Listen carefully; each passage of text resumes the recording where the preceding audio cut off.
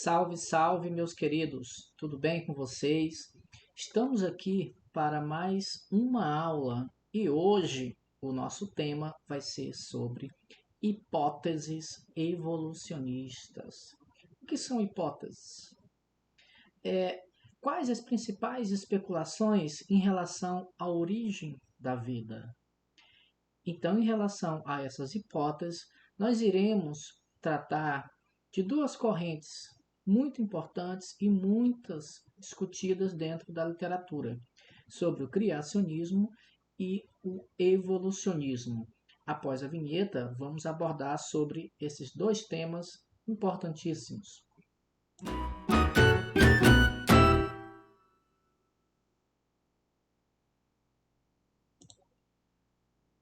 Ok, então estamos aqui para a nossa aula sobre hipóteses evolucionistas, tá?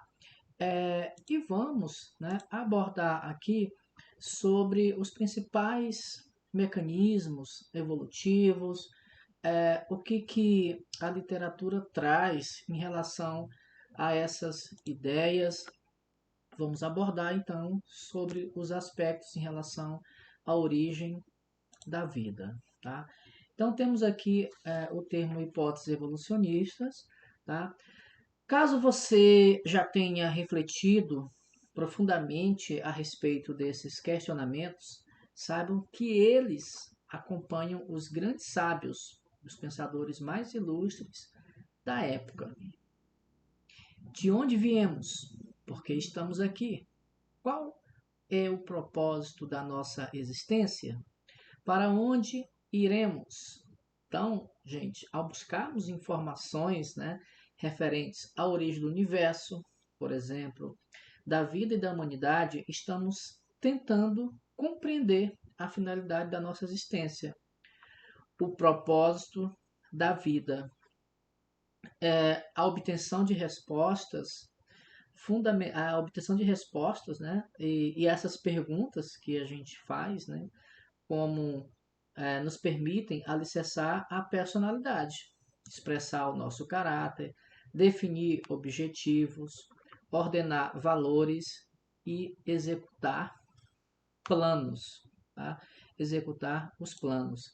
Então, aqui para essa aula, nós iremos tratar fundamentalmente, tá, sobre algumas ideias relacionado ao aspecto do criacionismo e o aspecto do evolucionismo. Dentro do criacionismo, a gente reforça, né, o fixismo que trouxe uma ideia antigamente que as espécies seriam imutáveis ou fixas. Assim como surgiam, elas não evoluíam. Depois o criacionismo, né, reconheceu a evolução, mas a nível da microevolução de sistemas, né, de órgão, de sistema dos organismos vivos. Já o evolucionismo, ele já traz uma evolução no aspecto da macroevolução radical, considerando um ancestral comum sendo como responsável, tá, pelo processo evolutivo. Então é disso que nós iremos tratar. Então a gente tem aqui, né, nossas perguntas, a investigação referente a esse tema complexo, polêmico e absolutamente relevante deve ser, né, permeada por honestidade intelectual, rigor científico e flexibilidade mental, porque a gente trata de duas vertentes. Devemos nos abster do dogmatismo e considerar as respostas alternativas para as questões que temos, formulado desde os tempos mais remotos, individual ou coletivamente. Então, é importante que a gente coloque, né, também aqui o bom senso e vamos considerar aqui o que aborda os principais termos relacionados à literatura. Então, a gente observa aqui, tá, o que nós temos aqui, criacionismo e evolucionismo. Pessoal, a concepção criacionista, as espécies resultam de criação divina, são fixas e imutáveis. Bom, Esse termo aqui, ele já foi, tá, a própria vertente, né, criacionista, ela já considera a- a- que as espécies, elas têm um aspecto, tá? Ela tem um aspecto relacionado à microevolução. Então, essa parte aqui, imutáveis, né? Esse termo aqui, imutáveis, dentro do criacionismo, foi chamado de fixismo, tá? Fixismo. Isso aqui é interessante você saber por quê, né? Fixismo está relacionado ao criacionismo e que as espécies não sofriam modificações, elas eram fixas desde o seu surgimento até ela desaparecer. Tá? Então, fixismo seria essa ideia dos seres imutáveis. E o evolucionismo já admite aqui as modificações nas espécies ao longo do tempo. E nesse caso aqui, tá, considera os ancestrais comuns. O evolucionismo, pessoal, o evolucionismo, ele já traz uma ideia da macroevolução, tá? Deixa eu escrever aqui, colocar uma fonte mais volumosa. Então, considera aqui a macroevolução. Macroevolução, com base a um ancestral comum, tá?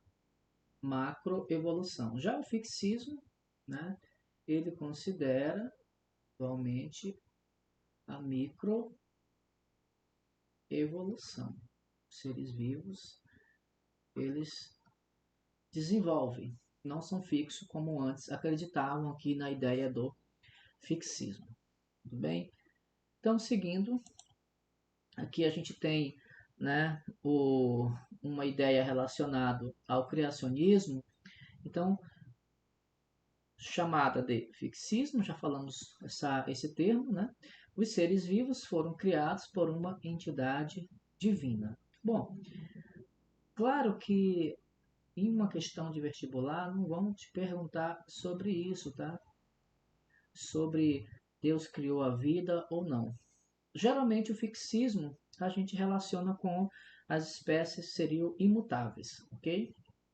Então aqui a gente tem uma ideia aqui do criacionismo, tá? Isso aqui é uma imagem, né, da criação de Adão, paraíso, Adão e Eva, né, por Michelangelo, tá? Em 1510. O evolucionismo, os seres vivos evoluem adaptando-se de forma contínua e dinâmica ao meio, que é uma evolução, tá? Mais radical. E no caso do evolucionismo, as espécies, tá, provêm de ancestrais comuns e, a partir de mutações, deram a um ramo filogenético a diversas outras espécies, envolvendo um grau de parentesco.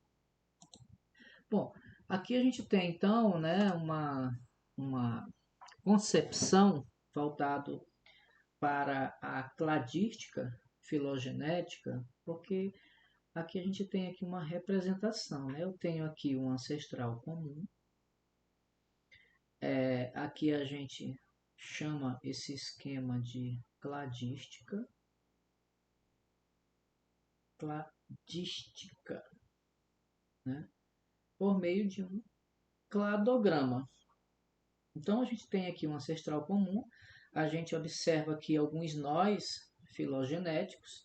Então, nesse nó filogenético, nessa concepção evolucionista, tá? Essa concepção evolucionista, vou pegar aqui uma cor diferente para destacar, né? O ser humano, ele seria um ancestral comum de primata de chimpanzé, dentro desse nó filogenético aqui, tá? Então, é uma cladística, a gente observa, né, diversos grupos aqui de primatas, dentro de um ancestral comum, e o ser humano seria aqui nessa ideia, nessa concepção, um ancestral de primata de chimpanzé. Nossa intenção aqui não é discutir a questão religiosa, mas abordarmos aqui o que a literatura traz dentro dessas ideias relacionadas às hipóteses evolucionistas. Então, a concepção evolucionista admite modificações nas espécies ao longo do tempo, tá? Essas modificações ao longo do tempo que conservam semelhanças herdadas de ancestrais comuns. Então, essa seria a ideia. A gente tem também aqui o tempo geológico, né? Tempo geológico voltado aqui, né, para as eras geológicas, vamos dizer assim. Quando a gente fala, né, de eras geológicas, tá? Geralmente são caracterizadas por um conjunto, né, de fósseis cujas ocorrência está relacionada a grandes extinções ocorridas em certos momentos da história do planeta. Então a gente tem aqui, né, a ideia das eras geológicas, considerando aqui os principais eventos, tá? E essas eras geológicas, nós temos aqui diversas espécies que surgiram e desapareceram, e hoje a ciência utiliza como evidência, né, da existência de espécies do passado os fósseis, né, que são restos de ossos petrificados aí em rochas. Então, os fósseis, né, eles são um artefato muito, tá, rico para a ciência trabalhar a questão também da geologia. Claro que não somente os fósseis, vamos falar é, de outras características também, né? Vamos falar da parte da desenvolvimento embrionário, okay? Também que é um outro artefato, e dentre outras características. Há muitas espécies que eram abundantemente, né, simplesmente deixaram de existir por razões não completamente esclarecidas. Por exemplo, os dinossauros, choque de asteroides, né, de cometas, que fizeram com que eles desapareceram. A, uma movimentação de placas tectônicas, grandes, né, derramamentos de larvas, são são algumas das hipóteses aí que procuram explicar as grandes extinções, tá? Como por exemplo, lá na explosão cambriana, tá? Que aborda aí também esses aspectos. Bom, vamos falar um pouquinho das evidências da evolução, tá? A gente tem aqui esse aspecto, né? O estudo das espécies, tá? Mostra que há tendências entre os seres vivos ao aumento da complexidade dos organismos, como se observa pela análise de uma alga, tá? A gente tem aqui uma alga, observado pela análise de uma alga, uma anêmona, tá? As algas, primeiramente aqui, depois as anêmonas, né? Estudado no grupo aqui dos quinidários, uma macieira, tá? Uma macieira e um tucano. Então a gente tem aqui algumas estruturas homólogas, né, de alguns mamíferos que desempenham aí funções, tá, semelhantes e mesma origem embrionária. Vamos falar disso aqui também nessa aula. Evidências da evolução também nós podemos trazer aqui, tá? Essa imagem primeira aqui representa, né, retrata sobre os fósseis. Então, essa daqui é sobre os fósseis, ok? Os fósseis, importantíssimo aqui. E o desenvolvimento embrionário. Essa outra aqui também é uma evidência da evolução que representa aqui o desenvolvimento, estou abreviando aqui, embrionário. Desenvolvimento embrionário, tá? A descoberta, vamos ver aqui, né, o que o texto nos traz.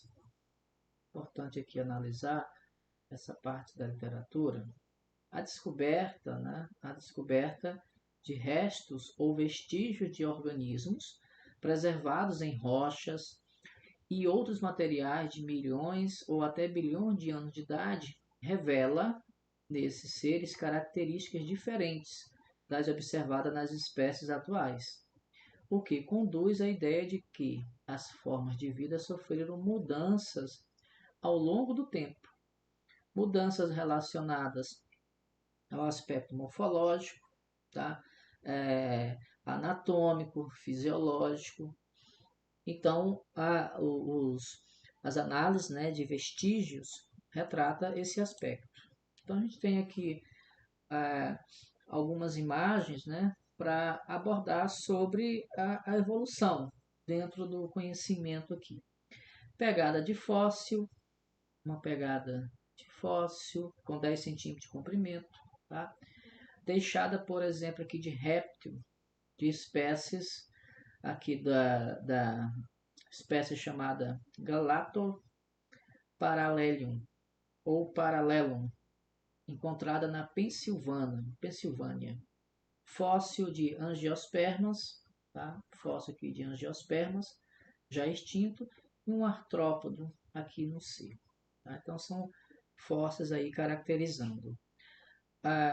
Como nós já falamos, né, que os desenvolvimentos embrionários eles servem aqui como evidência, tá, da evolução. Então a gente tem aqui o desenvolvimento embrionário de peixes, tá, de peixes. Nós temos também de anfíbios, tá, de répteis, de aves e de mamíferos.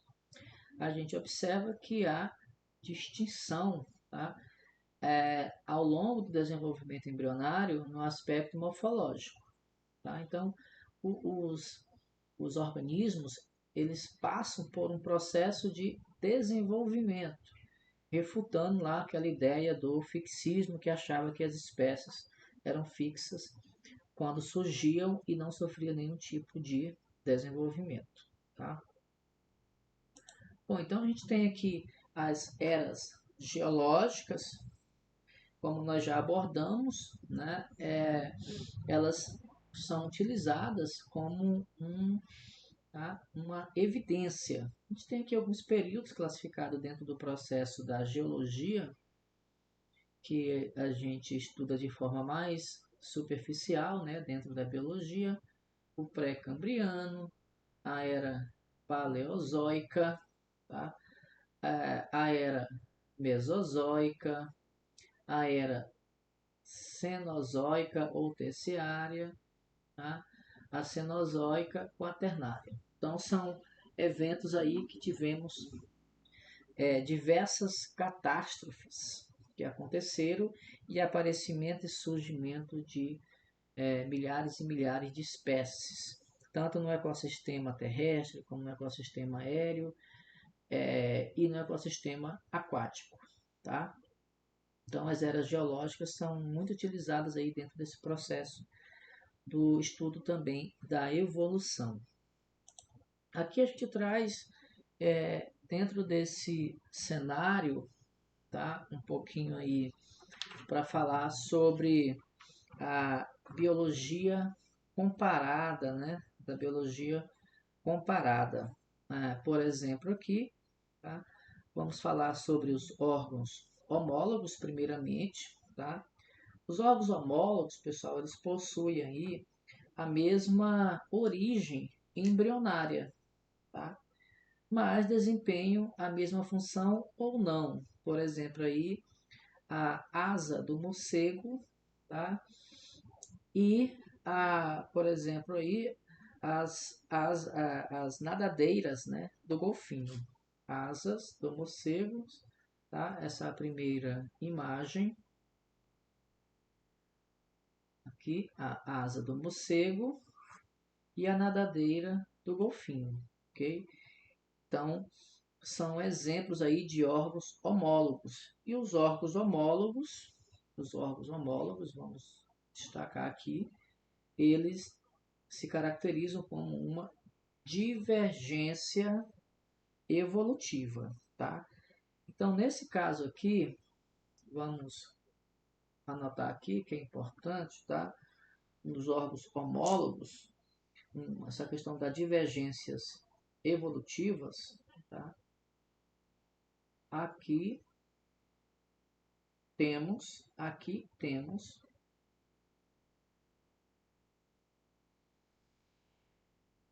relações, aqui temos relações filogenéticas. Vou colocar aqui temos relações filogenéticas, tá? Então, aqui dentro da divergência evolutiva, tá? Aqui a gente tem relações filogenéticas. Então, estou destacando aqui. Aí. Muito bem. Tá? Então, aqui em relação aos órgãos homólogos, tá, pessoal? Então, fixa aí esses aspectos, tá? Mesma origem embrionária, ok? Mas pode desempenhar a mesma função ou não. E aqui nos órgãos homólogos nós temos um grau, uma relação filogenética, tá? Dentro dos órgãos homólogos nós chamamos de divergência evolutiva. Tudo bem? Continuando aqui a biologia comparada, vamos falar dos órgãos análogos, tá? Dos órgãos análogos. Nos órgãos análogos, nós temos a origem embrionária diferente. A origem embrionária aqui, por exemplo, do morcego é diferente da origem embrionária, tá, da asa da borboleta. Ok? Então, aqui nos análogos, nos órgãos análogos, nós temos, tá, uma convergência evolutiva. Nesse caso aqui, da convergência evolutiva, nesse caso aqui, eu vou anotar bem aqui embaixo, né? Aqui não temos, aqui não temos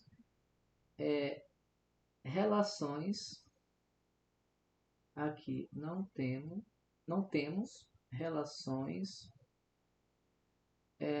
filogenéticas, tá? Não temos relações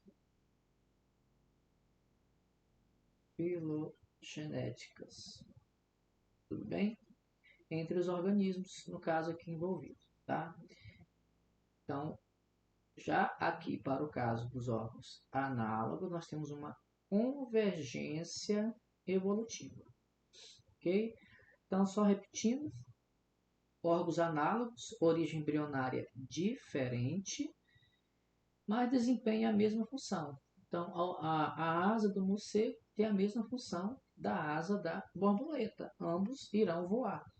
Porém, origem embrionária diferente e eles não têm relações filogenéticas, né, entre esses organismos. Ok?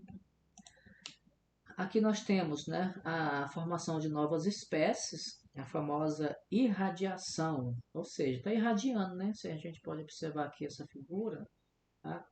Tem aqui um ancestral, tá? de roedor, um ancestral de mamífero, e aqui a irradiação para novas espécies, tá? Então, a irradiação adaptativa é a formação de novas espécies a partir de um ancestral comum. Irradiou. Então, eu tenho um único organismo e as setinhas estão saindo, tá? Setinhas saindo, irradiação, tá? Que passam a ocupar diferentes habitats, diferentes nichos ecológicos. Gente, o habitat é o endereço da espécie e nicho ecológico, né, é o papel comportamental que ela desenvolve dentro do seu habitat, tá? Seria a profissão que um organismo exerce, tá?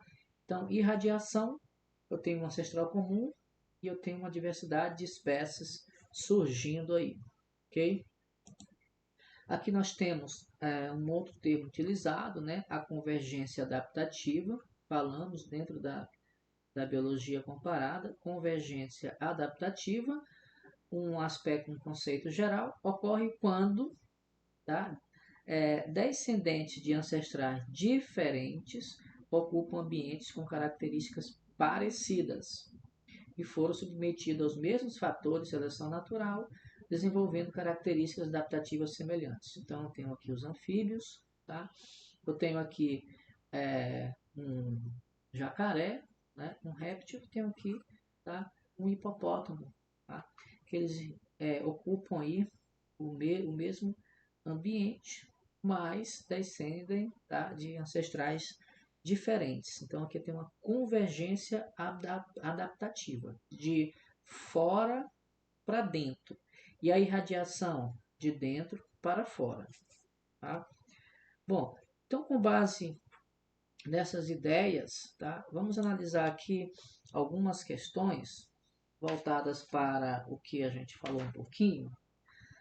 Primeira, a principal diferença entre a teoria criacionista e as demais teorias está no fato de que, vamos lá, letra A, a criacionista, ou seria o criacionista, né? A teoria criacionista possui uma base científica, enquanto as demais são pura especulação. Gente, a teoria criacionista, ela tem como base a fé, tá? Através do livro de Gênesis. Então, não é uma base científica. Agora, eu ressalto que dentro da própria Bíblia, se a gente for fazer uma análise, tá, mais assim sistemática, eu diria que na Bíblia temos sim evidência científica, tá? Mas como a gente está falando da literatura da biologia, nesse aspecto aqui não vamos considerar, tudo bem? Mas arrisco sim dizer, né, uma análise mais criteriosa da Bíblia, temos base científica, tá? E muita base. Tá? A letra B de bola. A criacionista tem como base teórica importante a Bíblia, enquanto as demais não possuem qualquer documentação histórica. A criacionista, de fato, ela utiliza a Bíblia como base teórica. Porém, as outras não têm qualquer documentação histórica, isso aqui está errado. Tem sim. Tá? A letra C. A teoria criacionista tem um caráter religioso místico, perfeito, enquanto as demais se baseiam em observações, observações sistemáticas, né? Isso aqui, essas observações sistemáticas formulam as teorias e a própria, né, ideia científica, aliás, teoria científica. Essa letra C está perfeita. Vamos olhar aqui as outras. A teoria criacionista é muito precisa quanto à forma pelo qual o universo surgiu e as demais baseiam-se em observações vagas. Não, gente, está errado aqui. E a letra E, a criacionista possui citações em todas as religiões humanas e as demais baseiam em fatos observáveis e nem sempre se repetem. É errado. Então aqui a única opção, tá, correta, a letra C de casa. Vamos ver essa outra questão, né? A questão de número 2. A questão de número 2 diz assim: pode-se dizer que o criacionismo caracteriza-se pela defesa do seguinte argumento. Vamos analisar aqui o criacionismo. Letra A. Todas as espécies de seres vivos existentes evoluíram ao longo do tempo, seguindo as leis da seleção natural. Criacionismo, tá? Não falou de seleção natural. Seleção natural foi um famoso naturalista chamado Charles Darwin. Tá? Inclusive, Darwin era evolucionista e não criacionista. Tá? Então, seleção natural foi falado por Charles Darwin. Tá?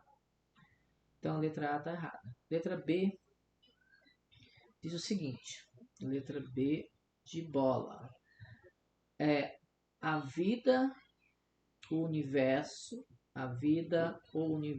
e todos os seres existentes não passaram da a existir do nada sem que houvesse um ser superior e eterno que os estivesse concebido inteligentemente.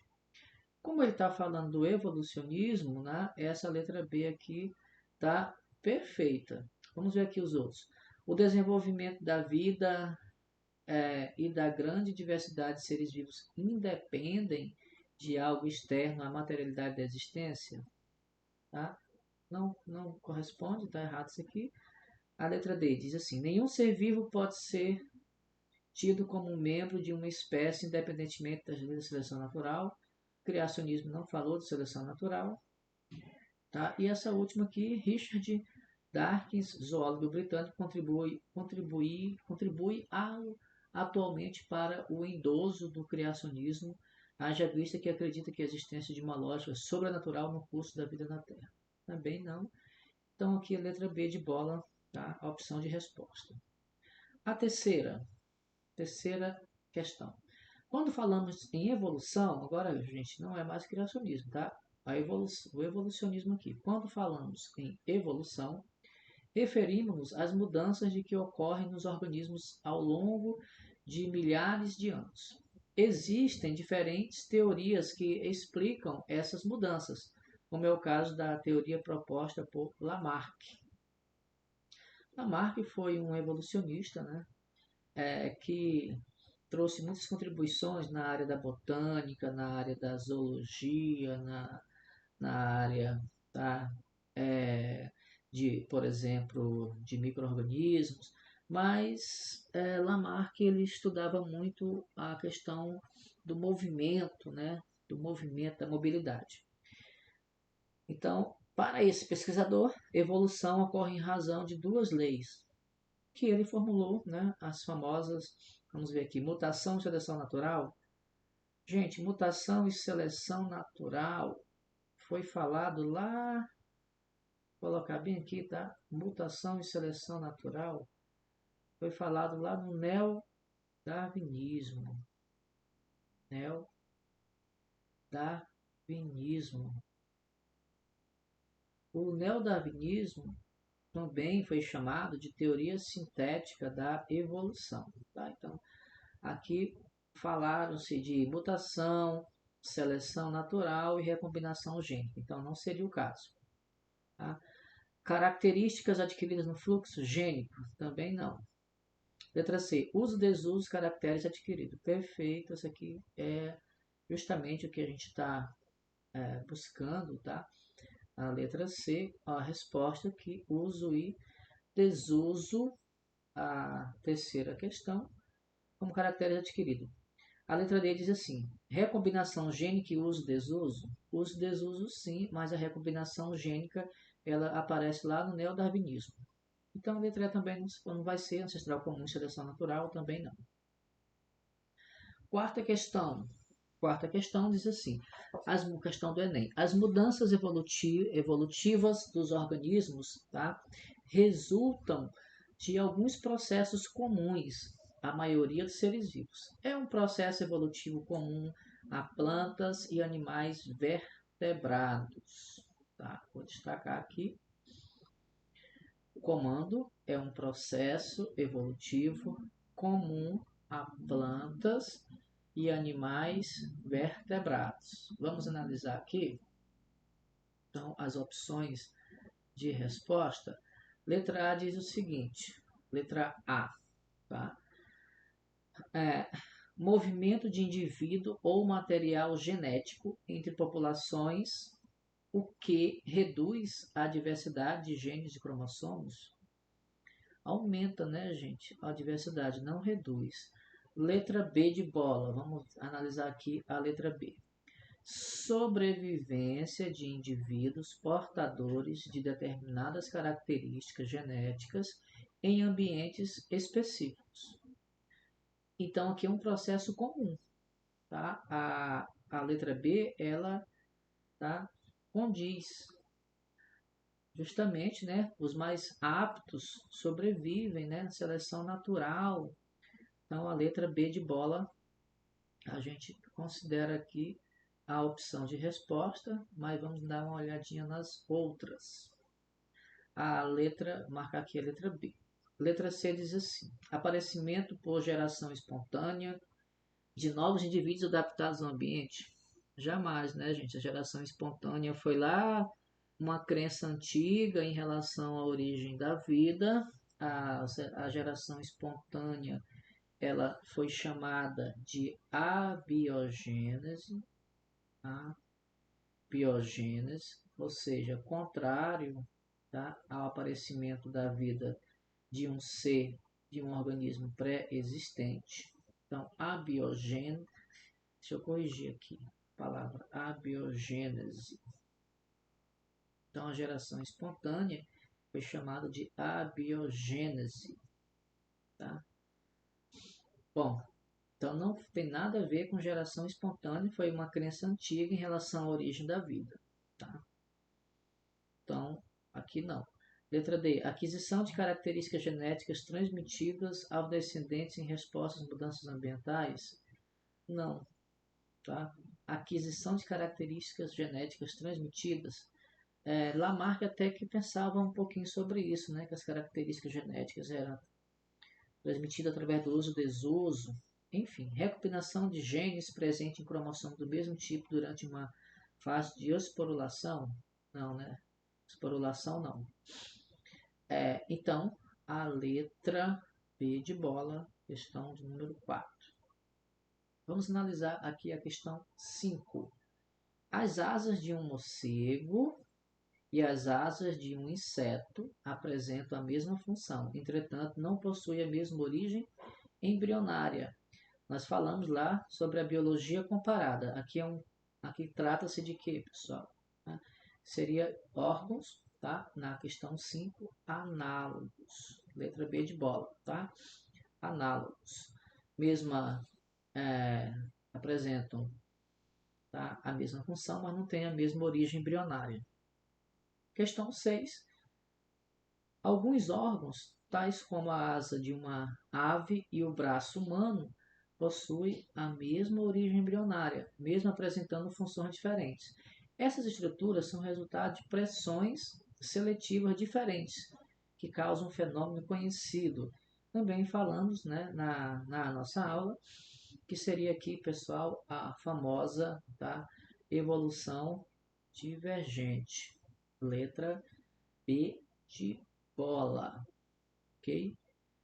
Sétima, quando a semelhança entre estruturas de animais não é sinal de parentesco, mas conseguida pela ação da seleção natural sobre as espécies de organismos diferentes, fala-se. Bom, aqui na questão 7, pessoal, a gente destaca aqui semelhanças entre estruturas de animais, mas não é um sinal de parentesco.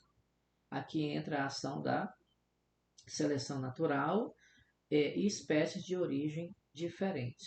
Nesse caso aqui, tá, na questão 7, é a convergência adaptativa.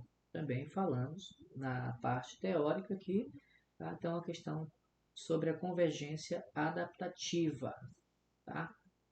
Bom, a questão 8, né, a última questão aqui do nosso vídeo exercício.